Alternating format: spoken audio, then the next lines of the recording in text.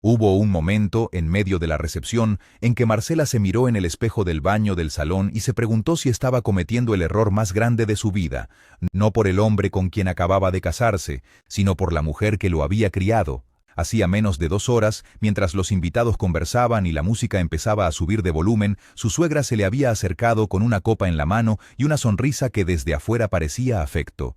Se había inclinado levemente como para decirle algo al oído, algo íntimo, algo de mujer a mujer, y le había dicho que su hijo merecía más. Así, sin rodeos, sin crueldad exagerada, con la tranquilidad de alguien que simplemente está enunciando la verdad. Marcela no respondió nada. Sonrió porque no sabía qué otra cosa hacer y siguió caminando hacia la pista. Bailó, brindó. Cortó el pastel con las manos que le temblaban levemente por dentro, aunque por fuera nadie lo notó, pero guardó esas palabras. Las guardó durante 10 años, y lo que hizo con ellas después es la razón por la que esta historia merece ser contada. Marcela Ríos creció en un barrio de clase media de una ciudad mediana, la segunda de 3 hermanas, hija de un contador y una maestra de primaria que trabajaron toda su vida para que sus hijas tuvieran estudios y opciones. No creció en la abundancia, pero tampoco en la carencia. Creció en una casa donde se esperaba que las cosas se ganaran con esfuerzo, donde nadie te regalaba nada y donde el trabajo tenía un valor casi sagrado.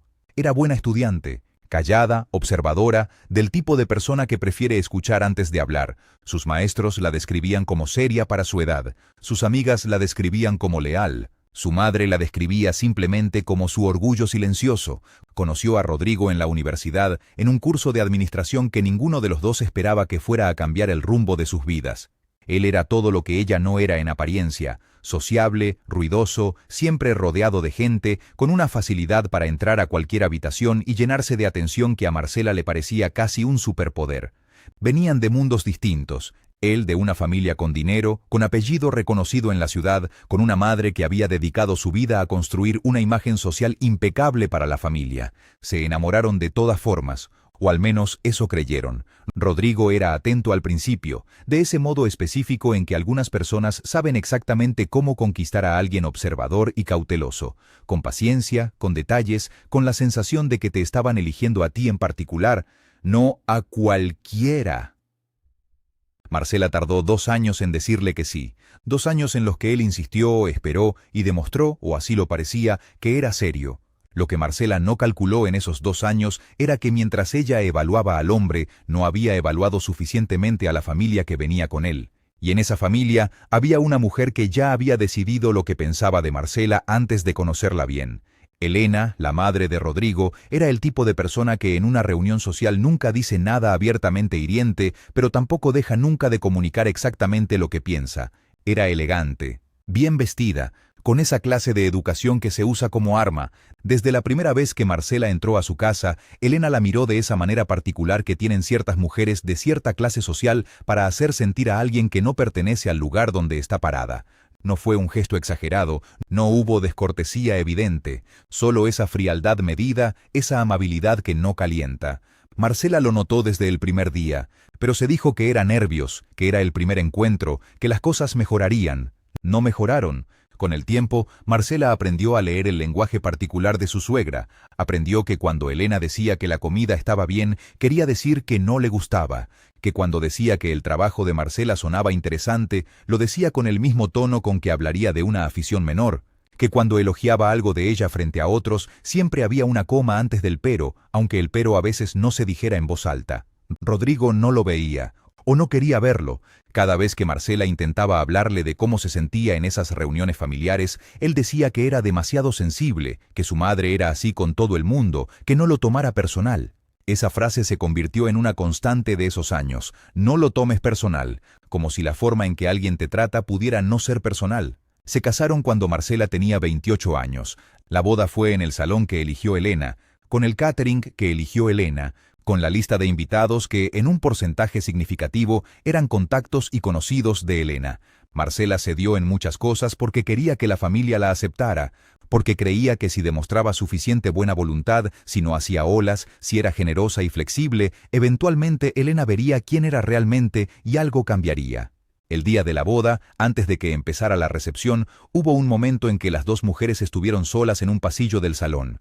Elena se acercó, sonrió para los que podían verlas desde lejos, y en voz baja, con esa precisión quirúrgica que solo tiene quien lleva años perfeccionando el arte de herir sin que quede evidencia, le dijo a Marcela que Rodrigo siempre había podido aspirar a más, y se alejó antes de que Marcela pudiera procesar lo que acababa de escuchar.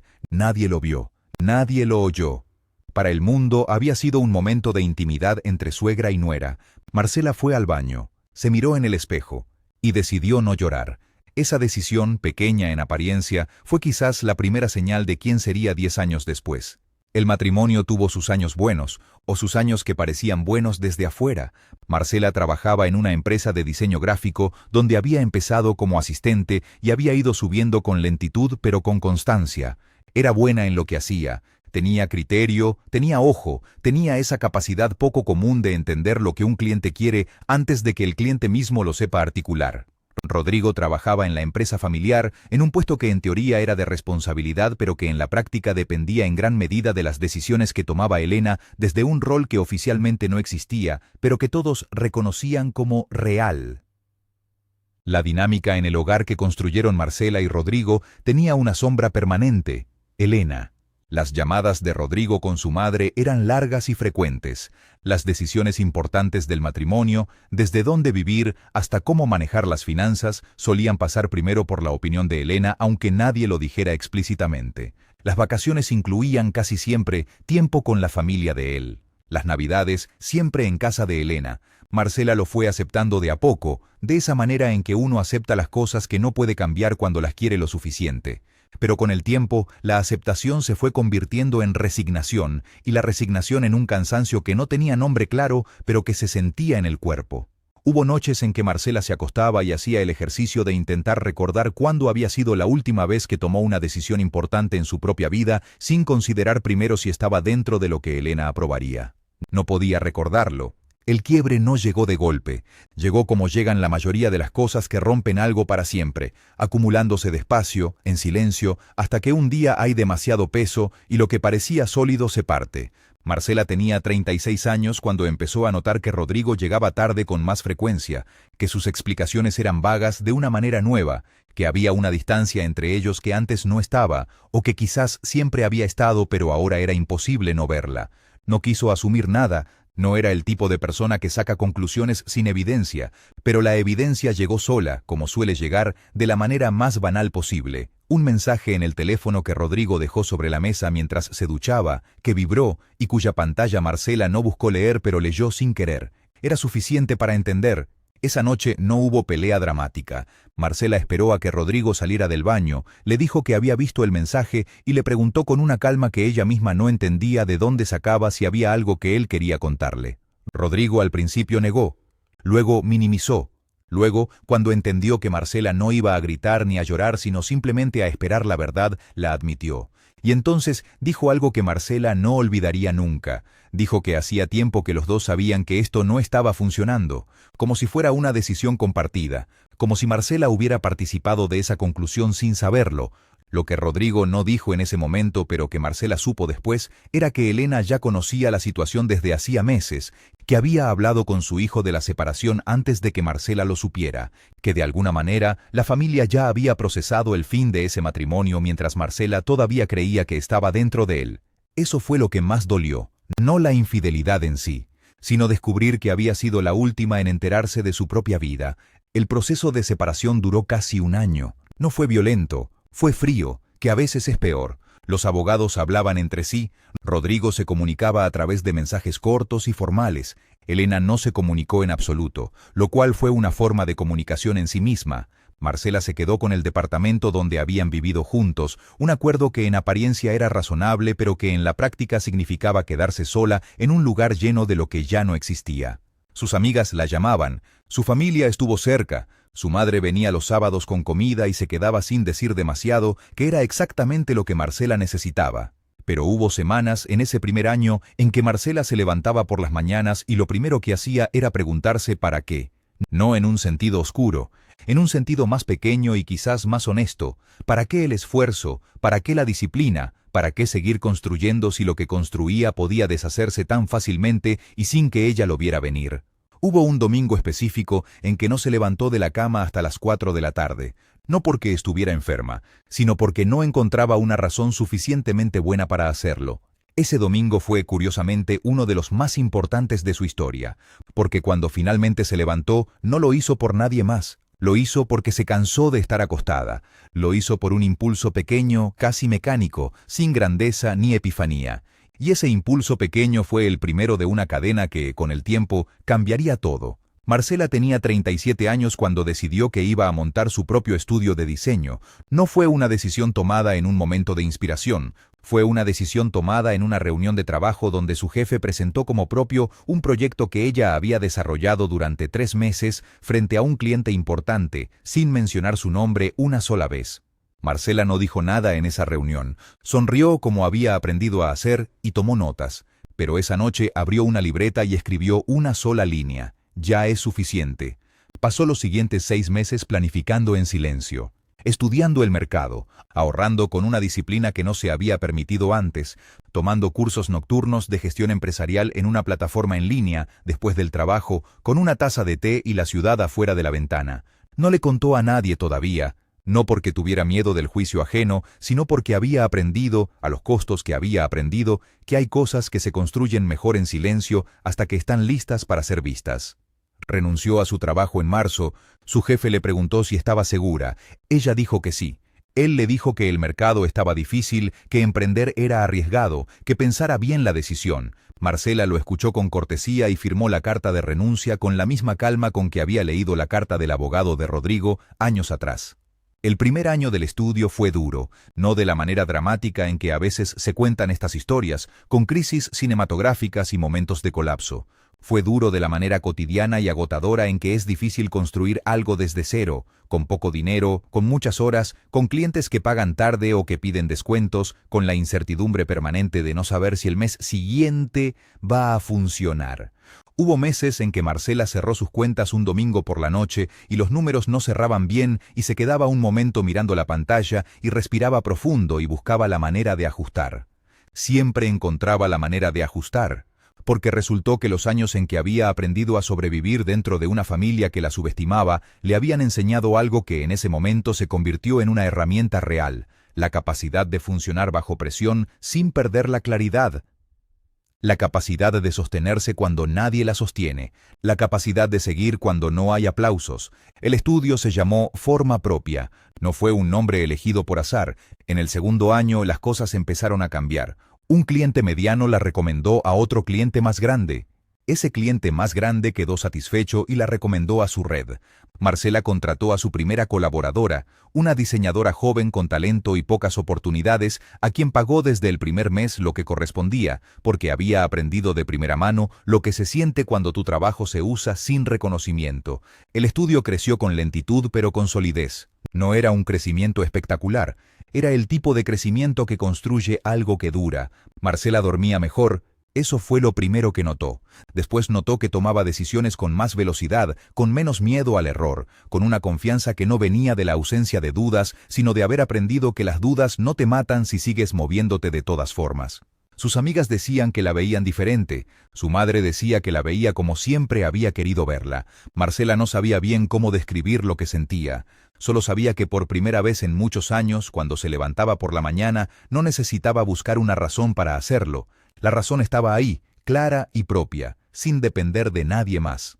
3 años después de haber abierto Forma Propia, Marcela recibió una solicitud de propuesta de una empresa de comunicaciones que quería renovar su identidad visual completa. Era el proyecto más grande que le habían ofrecido hasta ese momento, el tipo de proyecto que, si salía bien, cambiaría la escala del estudio de forma permanente. Preparó la propuesta durante 2 semanas. La presentó ella misma en una sala de reuniones de un piso 12 con vista a la ciudad, frente a un equipo directivo de 5 personas.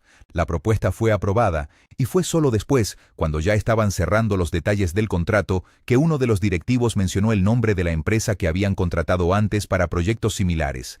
Era la empresa de Rodrigo, o más exactamente, la empresa familiar que Elena había dirigido en la sombra durante décadas. Marcela no lo había sabido cuando presentó la propuesta. No había ninguna razón para que lo supiera. Simplemente así resultaron las cosas, con esa casualidad que a veces tiene la vida de poner frente a frente lo que una vez estuvo unido. Firmó el contrato, hizo el trabajo. Lo hizo bien, porque era lo que sabía hacer y porque hacerlo bien era la única respuesta que le interesaba dar a cualquier pregunta que esa situación pudiera contener. No llamó a Rodrigo, no le envió ningún mensaje, no buscó que nadie se enterara de nada, no necesitaba que se enteraran. Lo que sí supo, meses después, fue que la empresa familiar atravesaba dificultades, que varios clientes importantes habían migrado a otros proveedores, que las decisiones de Elena, que durante años habían sido incuestionables dentro de esa estructura familiar, empezaban a ser cuestionadas, y que Rodrigo en algún momento de ese periodo había hablado con un conocido en común, quien sin querer le había mencionado a Marcela que las cosas no estaban bien. Marcela escuchó, no dijo nada, siguió con lo suyo. Pero hubo un día, meses después, en que recibió un mensaje de un número que no tenía guardado pero que reconoció de inmediato. Era Elena. El mensaje era breve. Decía que necesitaba hablar con ella, que tenían un proyecto en mente y que habían pensado en forma propia para manejarlo, que si Marcela estaba dispuesta, podían reunirse. Marcela leyó el mensaje 2 veces. Pensó en la copa de vino en la mano de Elena, en el pasillo del salón, en la voz baja y precisa diciéndole que su hijo merecía más. Pensó en el baño donde se había mirado al espejo y había decidido no llorar. Pensó en el domingo en que no se levantó hasta las 4 de la tarde.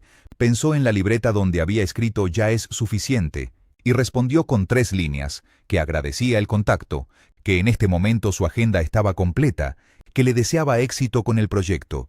Nada más, sin frialdad calculada.